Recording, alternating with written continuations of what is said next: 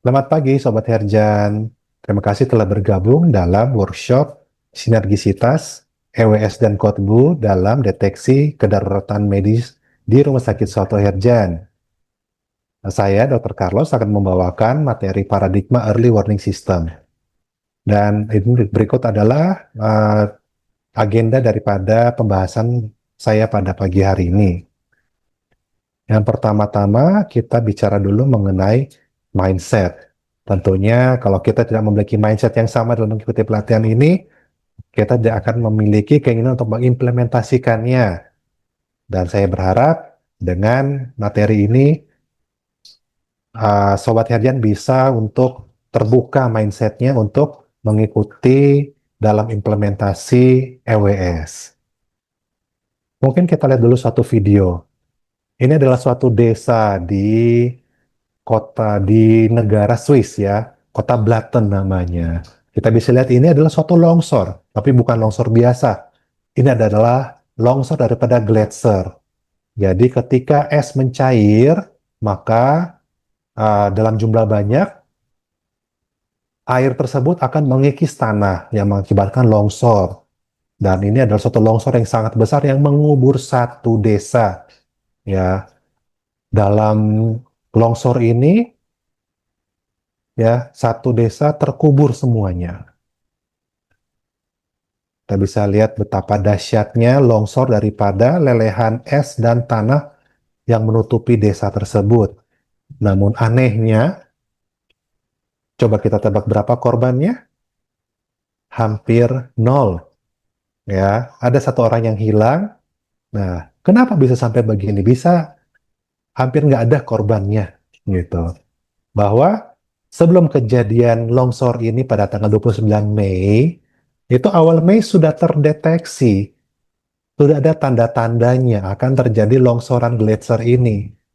Sehingga 10 hari sebelum terjadinya longsor, itu penduduk maupun ternaknya ya sudah dievakuasi.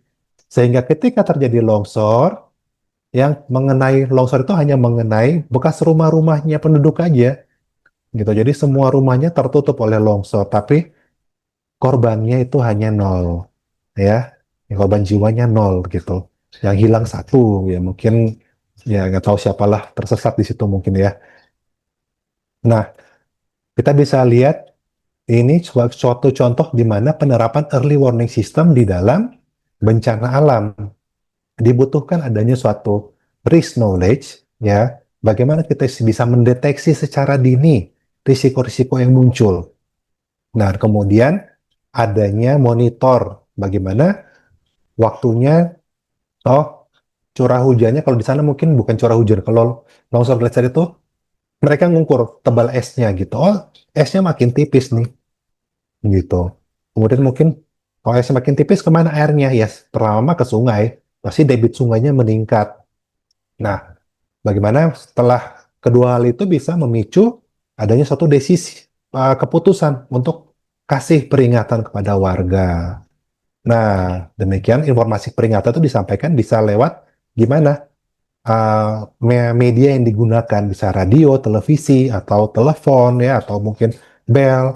Kalau di Jakarta sini mungkin masih banyak pakai kentongan, saya lihat ya. Lagi banjir gitu kentongan, semua pakai kentongan di peringatan ada banjir gitu biar semua orang banyak yang tahu.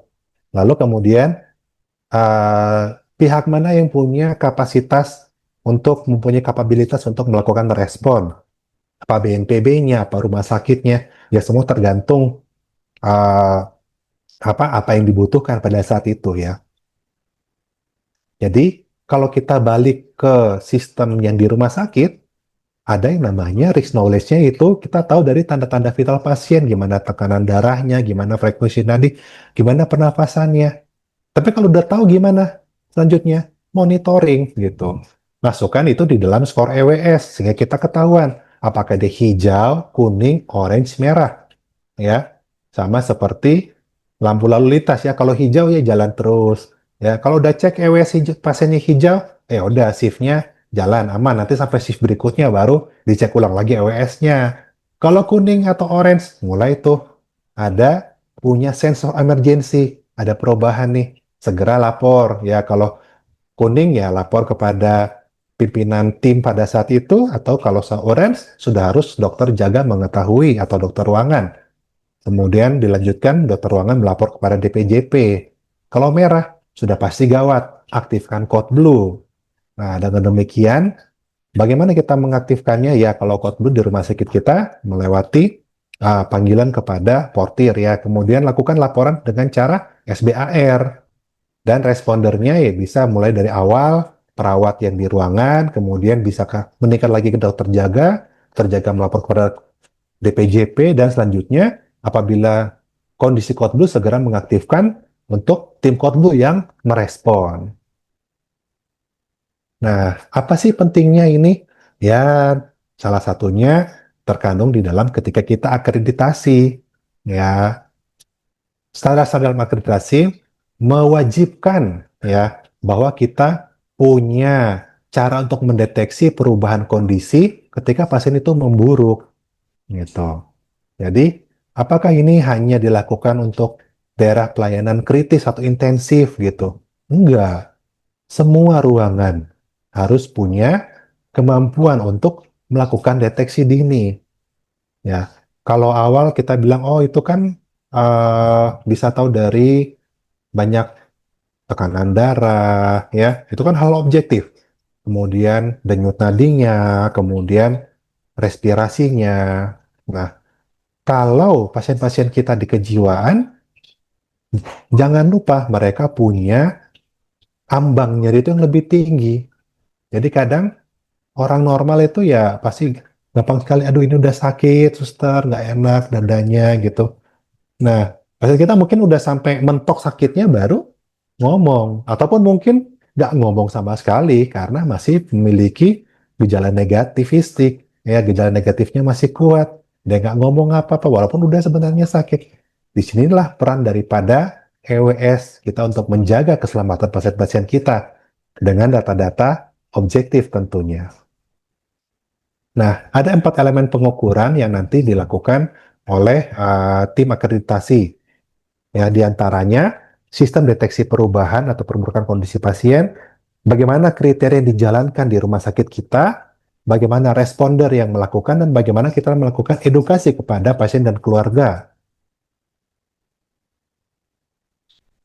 Dengan demikian, peran seorang tenaga kesehatan dalam melakukan monitoring, yaitu dia melakukan monitoring dan evaluasi kondisi pasien, kemudian dia harus menindaklanjuti setiap perubahan kondisi pasien ya. Jangan lupa kuncinya adalah tindak lanjut gitu. Kalau udah tahu dia kuning, udah tahu dia oranye, kalau dibiarkan saja ya tidak jalan sistemnya. Jadi supaya sistem ini jalan, ya sebaiknya dilakukan tindak lanjut terhadap skor EWS yang ada. Dan jangan lupa ada edukasi kepada pasien dan keluarga tentang kondisi pasien serta cara memanggil bantuan jika keluarga mengkhawatirkan tentang kondisi pasien. Tentunya langkah terakhir ini ke depannya akan sangat dibutuhkan juga dalam rumah sakit kita dengan kita meningkatkan layanan umum kita.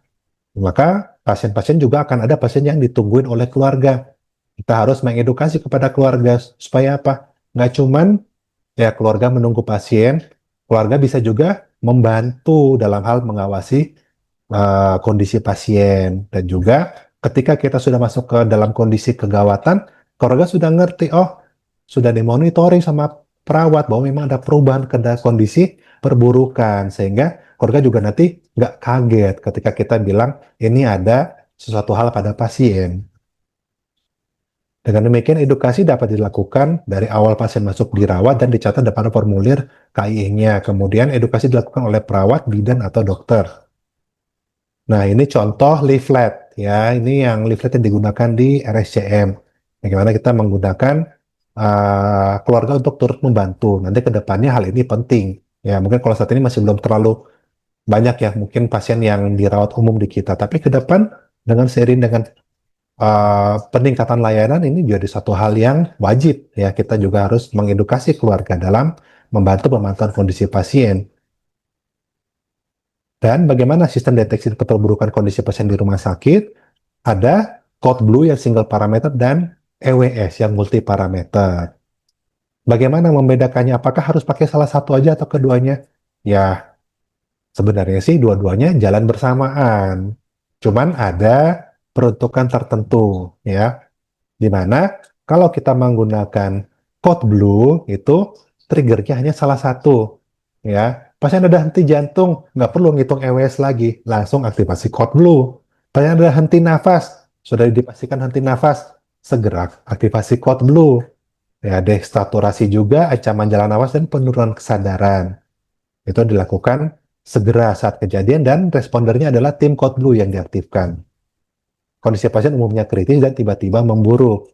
Sementara EWS, ada beberapa parameter yang digunakan dari tingkat kesadaran, tekanan darah, heart rate, pernafasan, suhu tubuh, saturasi oksigen. Dan selama periode perawatan, kita secara berkala mengupdate skor EWS ini. Dapat dilakukan oleh respondernya oleh perawat, dokter, tim code blue, dan tergantung daripada skornya. Biasa kondisi pasien dalam menggunakan EWS ini ya bisa yang kondisi tadinya stabil, mulai ada penurunan kondisi, perburukan, kayak kalau udah orange itu perburukan, kalau sudah sampai merah, pegawai daruratan. Sama juga aktivasi code blue akhirnya. Sehingga kalau dari suatu penelitian sebenarnya pasien itu sebelum dia mengalami kondisi kegawat daruratan, sudah bisa terdeteksi kalau kita rajin pakai EWS ini beberapa hari sebelum kejadian. Ya, jadi inilah gunanya EWS sehingga kita bisa mengurangi potensi terjadinya suatu kedaruratan pada pasien-pasien kita. Lebih awal ditanganin, lebih banyak yang selamat gitu. Sama seperti yang tadi itu di Swiss ya. Sudah 10 hari sebelumnya bertindak semuanya dievakuasi, korban jiwanya nol, cuma satu yang hilang. Nah, EWS adalah suatu metode untuk mendeteksi perburukan kondisi pasien sebelum mengalami kegawatan. Bahwa tanda-tanda penurunan atau perburukan kondisi muncul 6-8 jam sebelum pasien mengalami kegawatan, contohnya henti jantung. Nah, elemen EWS adalah early detection, timeline of response, dan kompetensi. Bagaimana dengan manfaatnya? Kalau kita menggunakan EWS, maka di satu rumah sakit kita punya suatu standar. Ya, mau dipindah ke ruangan apapun, semuanya pakai bahasanya sama, EWS. Nggak ada tiap ruangan punya, oh, kalau pasiennya nadinya segini itu gawat. Nggak ada. Semuanya sama. Mau dia di ruangan perkutut, mau dia di ruangan nuri, mau dia di kenanga, cempaka. Semuanya punya standar yang sama dalam hal monitoring pasien. Sehingga kita bisa punya standarisasi dalam tingkat perburukan pasien dan akan membantu dalam pengambilan keputusan klinis dengan cepat dan tepat. Komponen-komponen KWS adalah parameter klinis pasien, bagaimana skornya, menentukan kategori berdasarkan skor, dan algoritmenya. EWS sendiri dipakai ada dua. Untuk pasien dewasa, usia 19 tahun sampai dengan lansia, kita menggunakan EWS dewasa. Sedangkan kalau pada pasien usia kurang dari 19 tahun, menggunakan PEWS atau Pediatric EWS. Contoh implementasi daripada EWS sendiri seperti ini. Ya, dalam setiap operan dalam mengisi CPPT diupayakan untuk menambahkan skor EWS-nya sehingga CPPT ini menjadi suatu rangkaian kesinambungan. Waktu saya visite, saya sudah lihat CPPT perawat seperti ini, wah luar biasa ya. Sudah dari subjektifnya sudah menceritakan bagaimana kondisi pasien. Dari objektifnya, tanda-tanda vital pasien disebutkan di dalam objektif selama uh, perawat bertugas dalam shift-nya. Jadi berdasarkan TTV-nya, tekanan darahnya 120/80, nadinya 80, RR-nya 20 kali, saturasinya 98, suhunya 37, mendapatkan asesmen EWS-nya hijau. Gitu. Sehingga dari objektif ke asesmen ini dia ada satu kaitannya gitu ya, dan berlanjut juga di dalam plan-nya gitu. Plan-nya apa? Oh, karena EWS-nya hijau, kita tinggal kaji ulang EWS tiap shift ya. Nah, kalau EWS-nya dia sudah meningkat lagi menjadi kuning atau orange, nah itu butuh 1 atau tiap 2 jam observasi lagi pasien. Nah, untuk menghubungi, kalau udah orange, wajib menghubungi dokter jaga atau dokter ruangan yang nantinya akan mengabarkan kepada DPJP gitu. Dan selanjutnya, jadi ketika menuliskan CPPT ini ada suatu kesinambungan baik dari perawat maupun juga kepada DPJP. Waktu saya memverifikasi, saya baca, oh EWS-nya hijau, saya tenang. gitu. Kalau saya baca, oh EWS-nya kuning atau orange, mungkin saya butuh untuk evaluasi nih, gitu. Apakah dari terapi farmakologis ada nggak nih yang mempengaruhi kondisi pasien gitu? Atau saya perlu untuk, oke ini mungkin perlu konsul IPD, perlu konsul ke neuro. Nah, ini sehingga keamanan pasien kita, kondisi medisnya akan selalu terjaga, mudah-mudahan ya. Gitu. Dengan demikian, dalam deteksi perubahan kondisi pasien adalah tindakan yang sangat penting, karena penundaan dan memulai tindakan yang tepat dapat berdampak buruk terhadap outcome dan perawatan pasien.